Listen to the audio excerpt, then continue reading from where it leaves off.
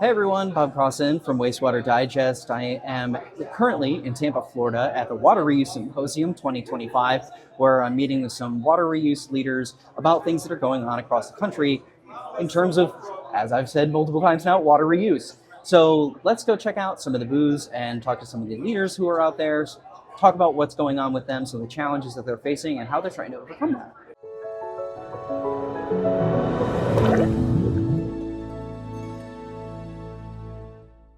This is the ABCs of potable reuse, and it was developed by our amazing creative marketing team. And this is a wonderful outreach tool. It's a way to engage and educate children about potable reuse. And actually, I did take a couple copies for myself.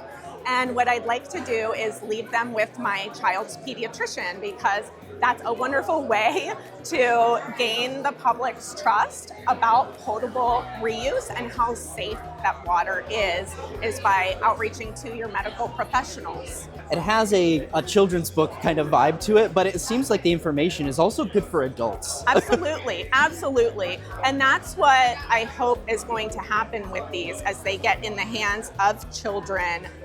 Who's going to read these to them? Their parents. You did ask how it has changed over time, and it's really interesting geographically, how it has evolved. I love hearing about how El Paso they did really early outreach, and I remember hearing them talk at the WR3 seminar that was held here in Florida in 2018 or 2019.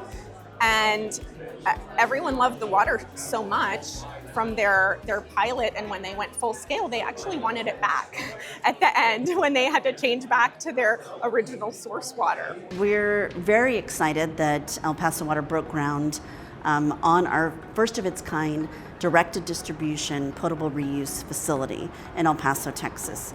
And it's been a long journey. We started talking about this facility back in about 2012, 2013. Throughout that time, we've been working with our regulators, trying to get funding. It's been a long process, but I think necessarily a long process to make sure we get everything right. But we did acquire some funding from the Bureau of Reclamation to get this project going. The cost of the project is $295 million. And we're excited because it really is adding to our already diversified set of water resources in El Paso. In El Paso, we only get about 9 inches of rain a year. We're in the middle of the Chihuahuan Desert, but yet we've been able to supply a sustainable supply of water to our community because we always look at several different sources. We started out really with our treating river water in the 1940s to adding reclaimed water in the 1960s, and then adding our indirect potable reuse facility in 1985, our desalination plant, and then now this direct potable reuse facility called the Pure Water Center really is, the next step in our water reuse journey so that we can supply water for our growing El Paso community. Well, we've been talking to our public for a long time about this. Since we started talking about it in 2012, internally, we started talking about with our customers right away. We did surveys, we did focus groups. We opened up our pilot facility to allow customers to come in and tour the facility, our stakeholders. We've done speaker bureaus. We've been very proactive with media. We've gone to them, want them to learn about it.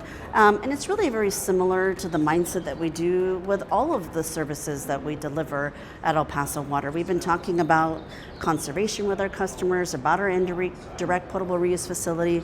So this really is a little different because we are going obviously a little bit more out into the community, but we've tried to build that foundation of trust with our customers since day one. I was born and raised in El Paso. I remember hearing about conservation when I was in middle school, and that's really what we continue to try to do. Sure, yeah, we have a reclaimed water system. We currently use about 20 million gallons a day. We've been doing that for about 25 years. The next step is our potable reuse program. We've been at that since 2014. First phase was pilot testing. We're now in our second phase, which is demonstration, where we're about 2/3 complete on that facility. Should be done by the end of the calendar year.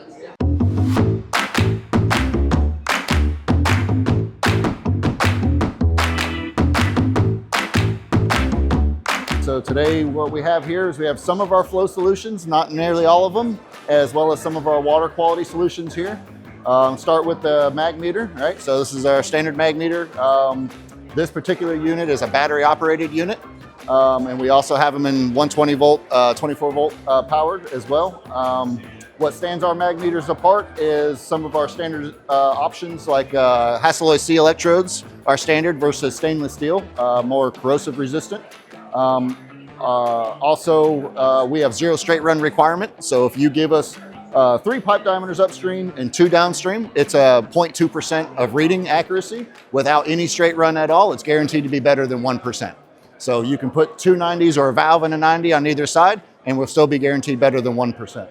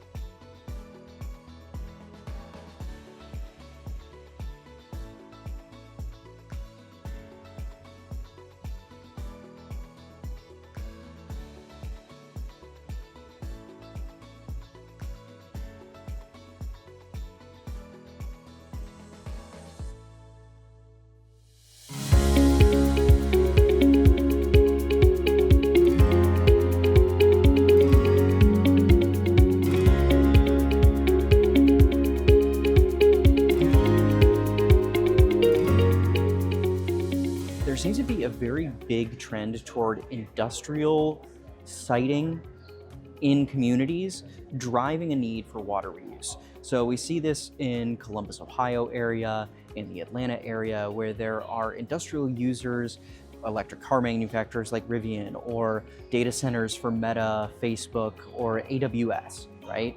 And they're trying to locate in some of these communities, bedroom communities that are surrounding these major metropolitan areas, and is driving up the need for water in those areas. And to get a more resilient supply for their communities, they're looking to water reuse options as a means to provide water that isn't at the highest tier of potable quality to those facilities for cooling tower blowdown or for just their general manufacturing purpose. Whereas in previous years, water reuse has been talked through on the western coast where there's drought and there's scarcity of water in general. So the accessibility to water has been the biggest challenge. Now it's that there is a need or demand for water that extends beyond the needs of just the community into these industrial facilities that are also going to bring economic development, jobs, homes, and all of that type of thing. Now, one of the other trends that I noticed was on-site decentralized systems in commercial developments or multifamily housing, these new structures that are being constructed. One of the drivers that we've seen here is in New York City. So in New York City, there's a lot of combined sewer overflow problems that are occurring there. And part of the problem is that there's just too much water that's going into the sewers. And the thought and the strategy is that by doing on-site systems, they can reduce the loading into the sewers, which would then alleviate some of the pressures and strains that it deals with on a regular basis. Now, I had to leave for the airport kind of in the middle of the goings-on on the final day here, but the last thing that I did get to see was the US EPA celebrating 5 years of the National Water Reuse Action Plan, or RAP. And if you wanted to see a little more detail on some of these other trends that I talked about, I also have a written piece on our website that is going to be speaking to those items as well. So those will all be linked in the description. Thank you so much for watching. I hope that you enjoyed this different style of video from here at the Water Reuse Symposium, or in this case at the airport. I will see you with our next video, which should be a video interview regarding the ASCE Infrastructure Report Card. And in the meantime, here's some wildlife from the Florida Aquarium in Tampa.